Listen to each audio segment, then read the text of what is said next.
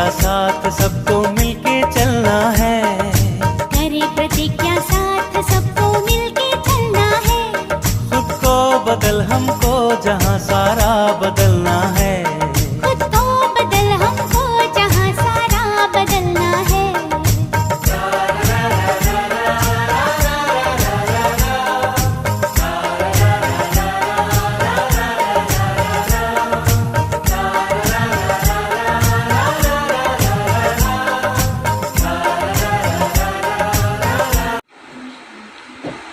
ओम शांति। ओम शांति। आज प्यारे बाबा के 29 तारीख के महावाक्य हैं। बाबा बोले, मीठे बच्चे, इस अंतिम जन्म में गृहस्थ व्यवहार में रहते कमल फूल समान पवित्र बनो। एक बाप को याद करो, यही गुप्त मेहनत है।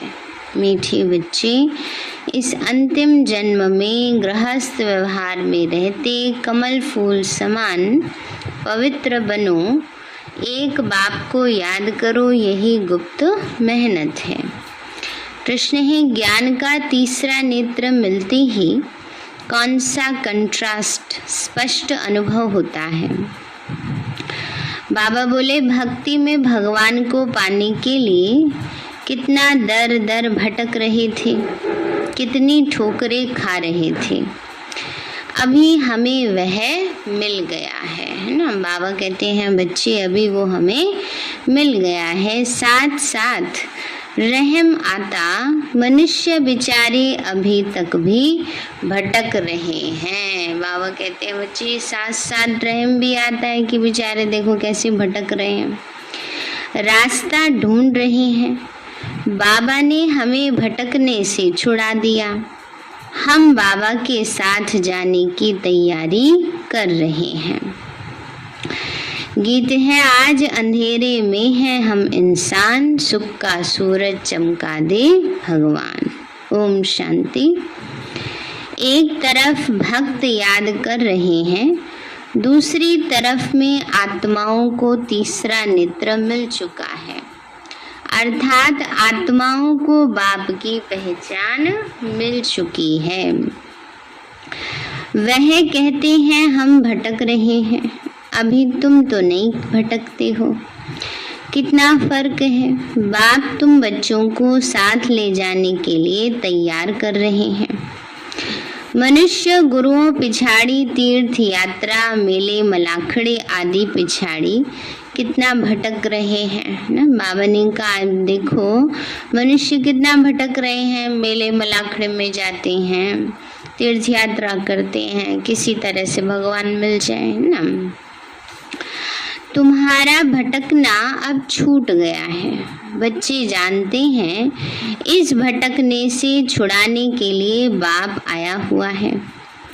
जैसे कल्प पहले बाप ने आकर पढ़ाया था व राजयोग सिखाया था, हूबहू ऐसे ही पढ़ा रहे हैं। बच्चे जानते हैं, हम 5 विकारों पर जीत पा रहे हैं। कहा जाता है, माया जीते जगत जीत। तो माया 5 विकारों रूपी रावण को कहा जाता है। माया दुश्मन ठहरे। बाबा ने कहा, माया क्या है? दुश्मन है। माया धन संपत्ति को नहीं कहा जाता है ना। बाबा ने कहा, ये है 5 विकारों की बात, कोई धन संपत्ति की बात नहीं है। क्योंकि देखो, नहीं तो लक्ष्मी नारायण के पास कितनी धन संपत्ति है, पर वहाँ माया माना विकार नहीं है। इस समय धन संपत्ति को विकारों के वश होकर यूज किया जा रहा है, इसलिए उसको माया कहने लगे हैं।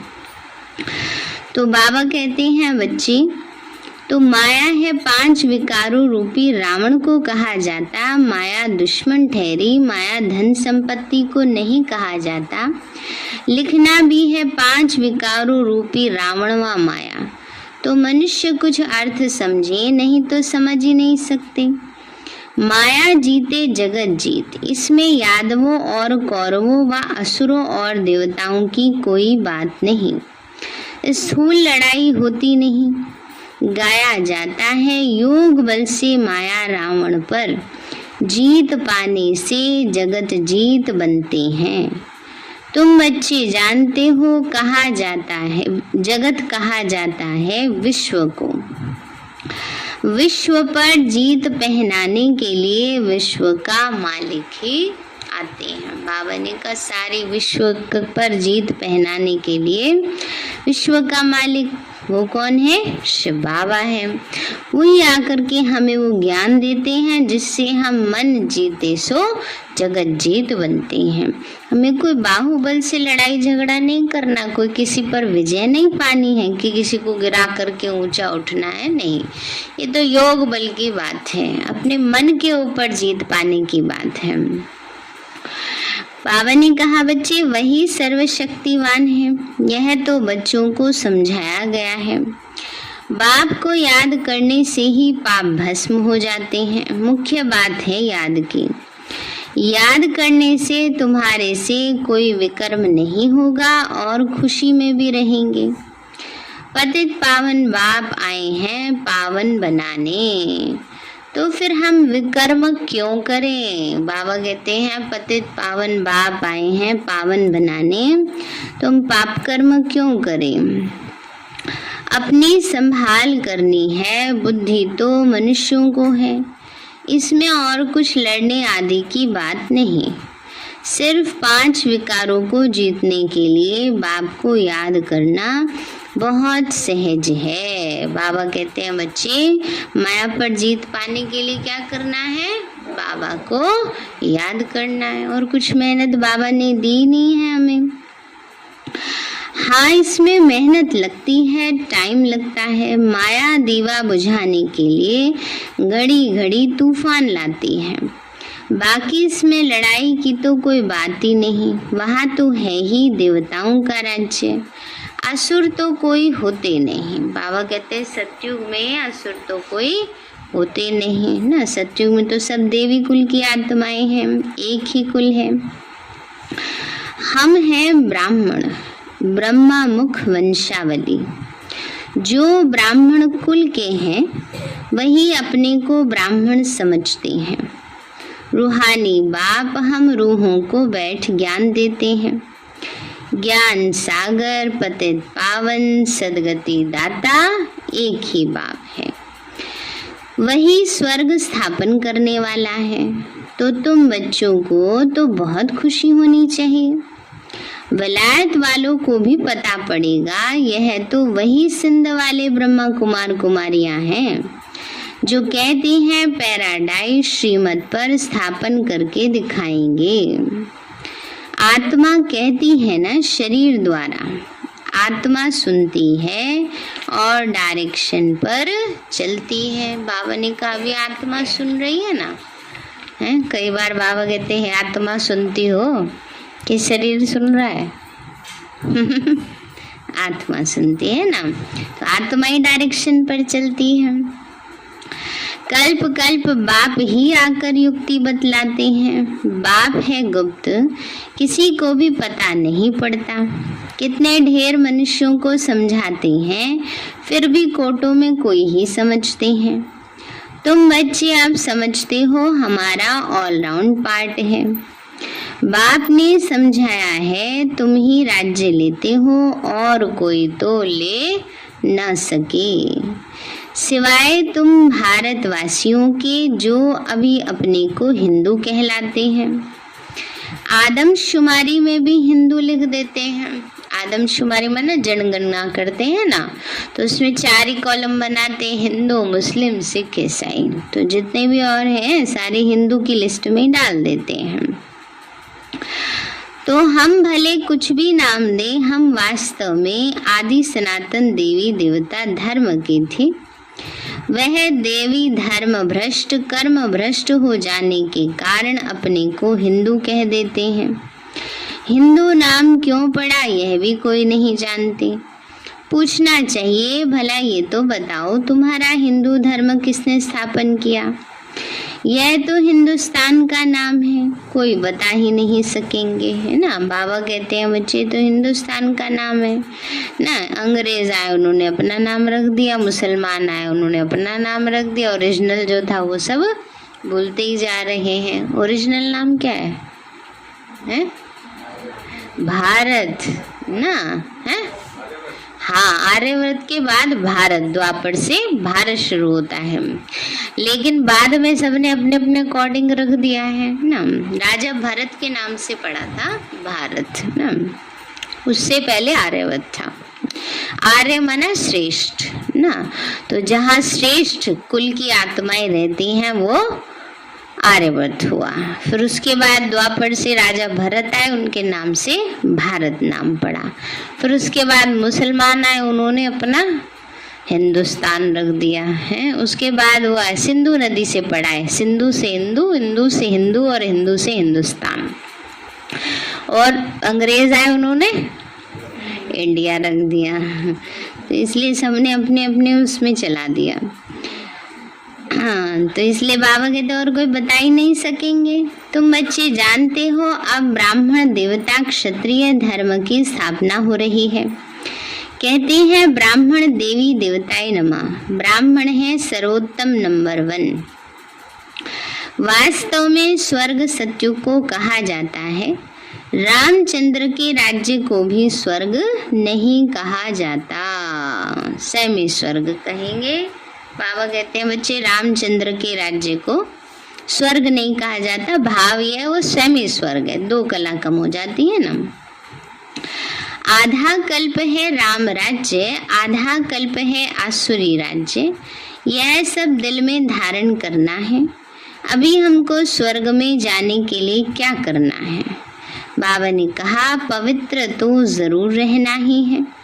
बाप कहते हैं बच्चे काम महाशत्रु है, इस पर जीत पाकर पवित्र रहना है। इसीलिए कमल फूल की निशानी भी दिखाई है। गृहस्थ व्यवहार में रहते कमल फूल समान बनना है। यह दृष्टांत तुम्हारे लिए है। हठ योगी तो गृहस्थ व्यवहार में कमल फूल समान रह न सके, वह अपना निवृत्ति मार्ग का पाठ बजाते हैं। वो तो घर गृहस्थी छोड़कर ही चले जाते हैं ना, तो वो ये ज्ञान नहीं दे सकते कि घर गृहस्थ में रहते पावन बनो। गृहस्थ व्यवहार में रह नहीं सकते, इसीलिए घर बार छोड़कर चले जाते। तुम दोनों सन्यास की भेंट कर सकते हो। प्रवृत्ति मार्ग में रहने वालों का गायन है। बाबा कहते गृहस्थ व्यवहार में रहते सिर्फ यह एक अंतिम जन्म, हिम्मत कर कमल फूल समान पवित्र रहो। भले अपने गृहस्थ व्यवहार में रहो। वह सन्यासी तो घर बार छोड़ जाते हैं। ढेर सन्यासी हैं जिन्हों को भोजन देना पड़ता है। पहले वह भी सतो प्रधान थे, अभी तो वो भी तमो प्रधान बन गए हैं। पहले सन्यास तपस्या के लिए किया जाता था ना, वो बहुत सारी उलझनों से मुक्ति के लिए, गृहस्थ के बंधन से मुक्ति के लिए, भगवान की प्राप्ति के लिए, इसलिए सन्यास तप के लिए किया जाता था। धीरे धीरे क्या हुआ, जैसे तमो प्रधानता बढ़ती गई उसमें भी तमो प्रधानता आ गई ना। अभी तो बीड़ी सिगरेट पी रहे हैं, खराब चीजें खा रहे हैं और कहते हैं हम सन्यासी हैं। क्रोध भी कर रहे हैं, शराब भी पी रहे हैं, काय का सन्यास किया। इसलिए बाबा कहते हैं बच्चे वो भी तमो प्रधान बन गए।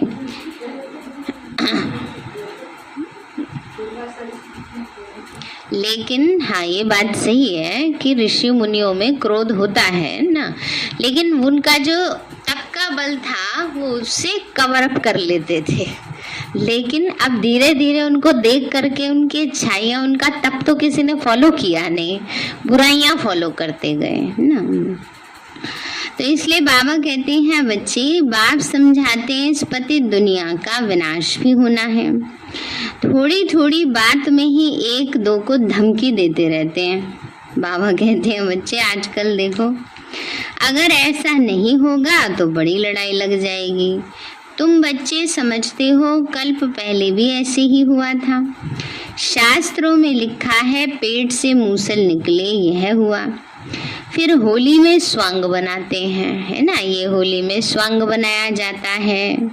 ये क्या करते हैं, छोटे बच्चे थे ना, जैसे श्री कृष्ण को दिखाते हैं ना, श्री कृष्ण बाल गोपाल नटखट थे बहुत ना, कुछ ना कुछ लीलाएं करते रहते थे। तो कहते हैं एक बार एक तपस्वी आए ना, नगर के गांव के निकट उन्होंने अपना आश्रम बनाया, तपस्या करने लगे। वो जो भी उनके पास जाते थे तो उनको सच सच सब बताते थे। तो बच्चों को क्या सूझा, चलो हम भी कुछ वो करें ना। तो एक लड़का था, उसको लड़की बना दिया, उसके पेट पे तकिया बांध दिया और पहुंच गए ना उनके पास और पूछने लगे, बताइए इनको क्या होगा, पुत्र होगा या पुत्री होगी तब क्रोध में आकर उन्होंने कहा, इसके पेट से तो मूसल निकलेंगे। तो क्योंकि श्री कृष्ण यादव कुल के कहलाते हैं, भक्ति के अनुसार यदुवंशी कहलाते हैं, इसलिए कहा यादवों के पेट से मूसल निकले। तो अब बाबा हमें इस बात का राज समझाते हैं कि यादव कौन है, जितने भी फॉरेन कंट्रीज वाले हैं सब यादव हैं। अब वो क्या कर रहे हैं, वो मिसाइल्स निकाल रहे हैं, एटम बम्स बना रहे हैं ना, तो इसलिए बाबा कहते हैं तो एक स्वांग बना दिया है, एक दृष्टांत बना दिया है। वास्तव में यह भी मूसल है जिससे विनाश करते हैं, यह भी बच्चे जानते हैं। जो कुछ पास्ट हो चुका है वो फिर भी होना है, बनी बनाई बन रही, अब कुछ बननी नहीं, चिंता ताकि कीजिए जो अनहोनी होए। अभी तुम्हारी बुद्धि में सारा राज है, सिर्फ कहने की बात नहीं है, किसी को दोष नहीं दे सकते। ड्रामा में पार्ट है, तुमको सिर्फ बाप का पैगाम सुनाना है। ये ड्रामा तो अनादि अविनाशी है, भावी क्या चीज है वह भी तुम बच्चे समझ गए हो। यह कलयुग अंत और सतयुग आदि का संगम नामी ग्रामी है, इसको ही पुरुषोत्तम युग कहा जाता है। आजकल बच्चों को पुरुषोत्तम युग पर अच्छी रीति समझा रहे हैं। ये युग है उत्तम पुरुष बनने का, सभी सतो प्रधान उत्तम बन जाएंगे। अभी है तमो प्रधान कनिष्ठ, इन अक्षरों को भी तुम समझते हो। कलयुग पूरा हो, सतयुग आएगा, फिर जय जयकार हो जाएगी। कहानी सुनाई जाती है ना, ये तो सहजते सहज है, झूठी कहानियां तो बहुत हैं। अब बाप खुद बैठ समझाते हैं, भक्ति मार्ग में तुम मेरी महिमा गाते आए हो। अब प्रैक्टिकल में तुमको रास्ता बताता हूँ, सुख धाम और शांति धाम का। सदगति को सुख गति और दुर्गति को दुख गति कहेंगे। कलयुग में है दुख और सतयुग में है सुख। समझाने से सब समझेंगे, आगे चल समझते जाएंगे। समय बहुत थोड़ा है, मंजिल बहुत ऊंची है। कॉलेज में जाकर तुम समझाएंगे तो इस नॉलेज को अच्छी रीति समझेंगे। बरोबर यह ड्रामा का चक्र फिरता रहता है ना। बाबा कहते हैं कॉलेजों में जाके समझाएंगे। अभी तो देखो कितने ढेर कॉलेजों में सेवा होती है। एक बार तो वैल्यू एजुकेशन का कोर्स भी शुरू करा दिया था गवर्नमेंट ने, इसलिए बाबा कहते हैं बच्चे कॉलेजों में जाके समझाएंगे तो कितना अच्छी तरह समझेंगे। बरोबर यह ड्रामा का चक्र फिरता रहता है और कोई दुनिया नहीं है। वह समझते हैं ऊपर में कोई दुनिया है, इसलिए सितारों आदि तरफ जाते हैं। वास्तव में वहाँ है कुछ भी नहीं। क्या है चांद पे? बड़ा सुंदर है चांद। क्या है चांद पे पता है?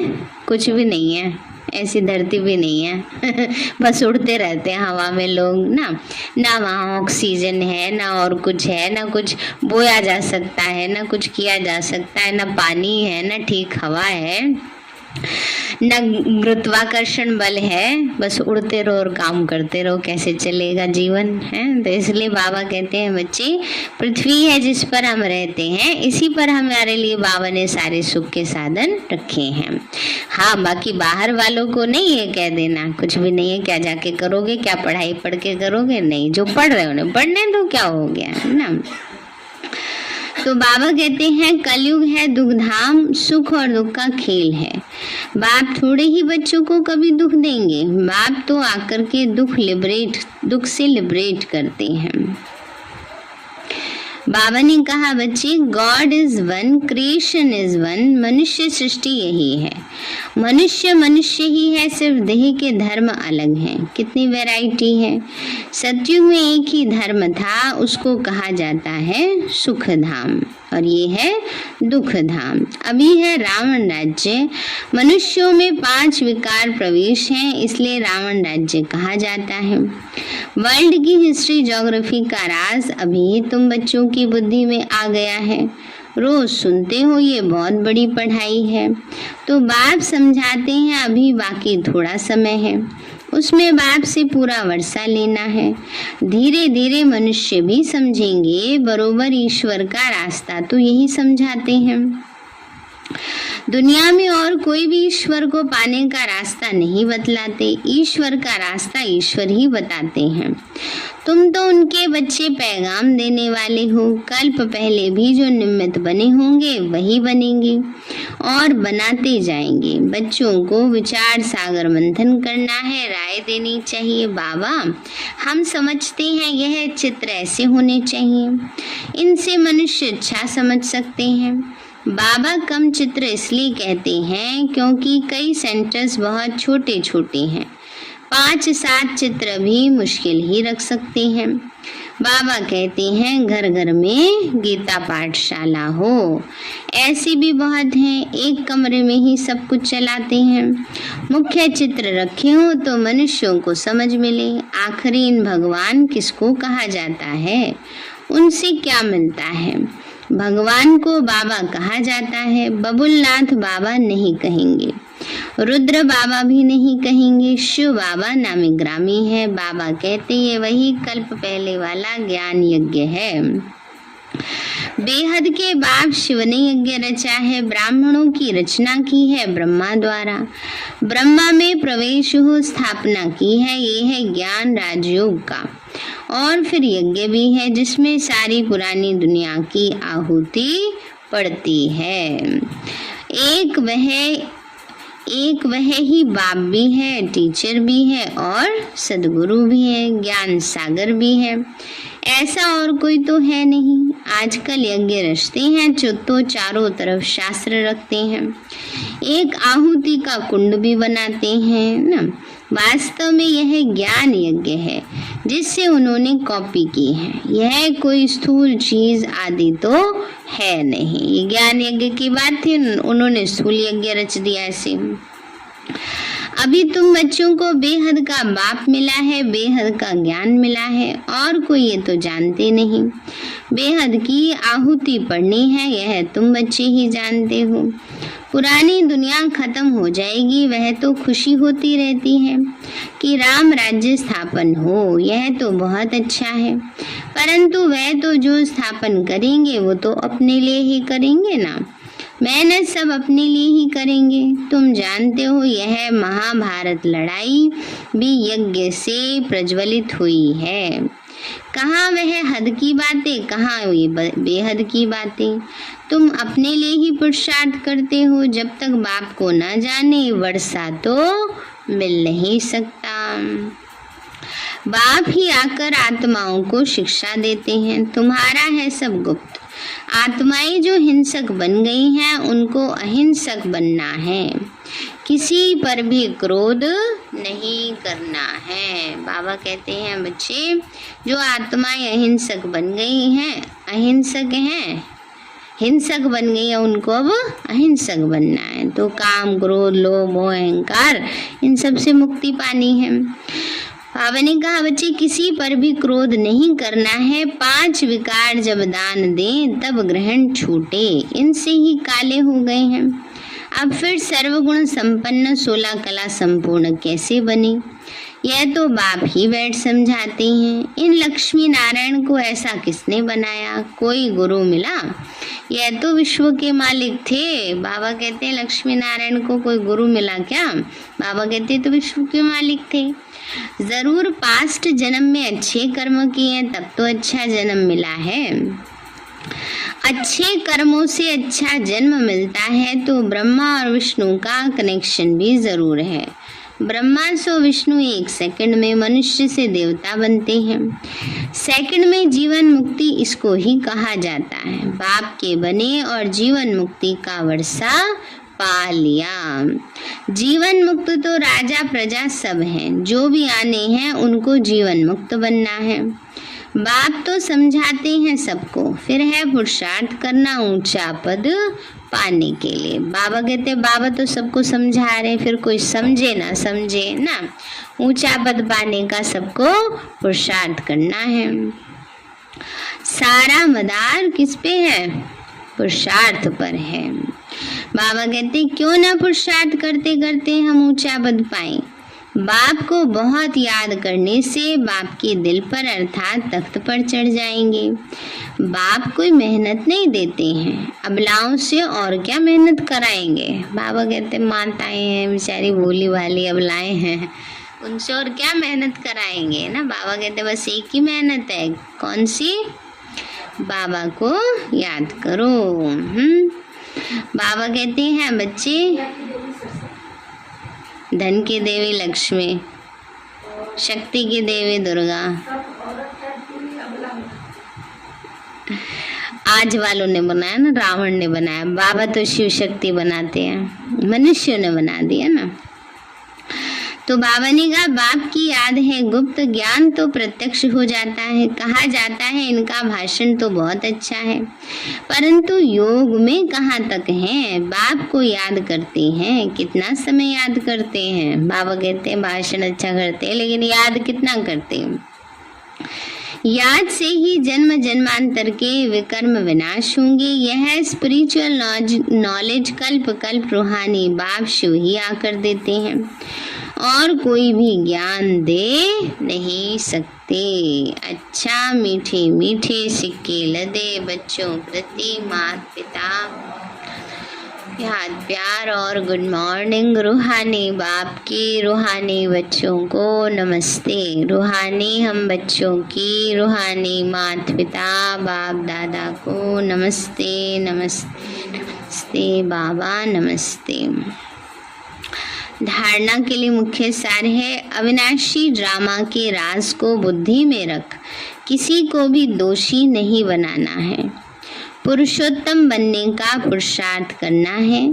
इस थोड़े समय में बाप से पूरा वर्षा लेना है।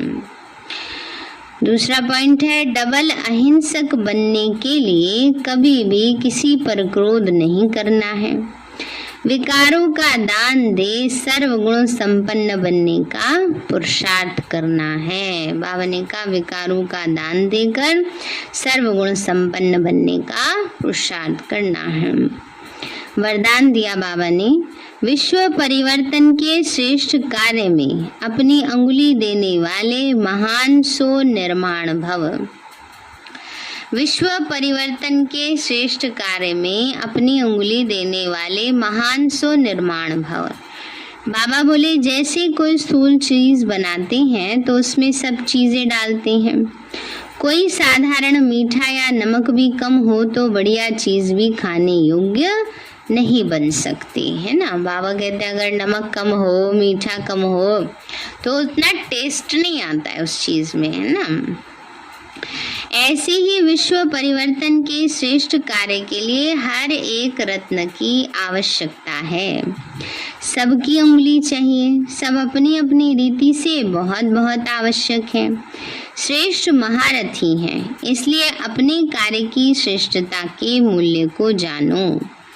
सब महान आत्माएं हो। बाबा ने कहा बच्चे अपने कार्य की श्रेष्ठता के मूल्य को जानो, है ना। अगर कोई भी विशेषता है, चाहे छोटी सी भी विशेषता है, उसी को परफेक्शन के साथ करेंगे तो उसमें भी बाबा बहुत वैल्यूएबल बना करके आगे बढ़ा देंगे। और कई बारी काम तो करते हैं, चलो हम बाबा के बच्चे तो ये समझ के चलते हैं विशेष आत्मा है, विशेषता उनकी यूज कर रहे हैं, लेकिन उसमें श्रेष्ठता नहीं लाते ना। काम कर रहे हैं लेकिन बस ऐसे ही काम उतारा कर दिया, तो फिर जो वैल्यू बाबा भरना चाहता है, उसको वैल्यूएबल बनाना चाहता है, विशेषता उस आत्मा के अंदर भरना चाहता है, वो विशेषता श्रेष्ठता को प्राप्त नहीं कर पाती। तो इसलिए खुद पर भी ध्यान रखना चाहिए कि हमारे अंदर जो विशेषता है, जब हम उसको सेवा में लगाते हैं उसमें श्रेष्ठता आ जाती है। तो बाबा ने कहा श्रेष्ठ महारथी हैं, इसलिए अपने कार्य की श्रेष्ठता के मूल्य को जानो। सब महान आत्माएं हो, लेकिन जितने महान हो उतने ही निर्माण भी बनो, नम्र चित्त निरंकारी भी बनो। स्लोगन है अपनी नेचर को इजी माना सरल बनाओ तो सब कार्य इजी हो जाएंगे। अपने नेचर को इजी माना सरल बनाओ तो सब कार्य क्या होंगे, सरल हो जाएंगे, इजी हो जाएंगे। सार है मीठे बच्चे, इस अंतिम जन्म में गृहस्थ व्यवहार में रहते कमल फूल समान पवित्र बनो। एक बाप को याद करो, यही गुप्त मेहनत है। प्रश्न है ज्ञान का तीसरा नेत्र मिलते ही कौन सा कंट्रास्ट स्पष्ट अनुभव होता है। बाबा बोले भक्ति में भगवान को पाने के लिए कितना दर दर भटक रहे हैं, कितनी ठोकरें खा रहे हैं। अभी हमें वह मिल गया है, साथ साथ रहम आता है। मनुष्य बेचारे अभी तक भी भटक रहे हैं, रास्ता ढूंढ रहे हैं। बाबा ने हमें भटकने से छुड़ा दिया, हम बाबा के साथ जाने की तैयारी कर रहे हैं? कर रहे हैं, सभी नहीं कर रहे हैं। ऐसे नहीं ले जाएगा बोझ वाला बाबा। बोझों को हल्का कर देना है तभी साथ जा सकेंगे। बाबा कहते हैं साजन इतना चमकीला, इतना हल्का, और सजनिया अगर भारी भरकम होंगी तो कैसे जाएगा साजन के साथ। इसलिए अपने सारे बोझ समाप्त करते जाने हैं। अच्छा, ओम शांति।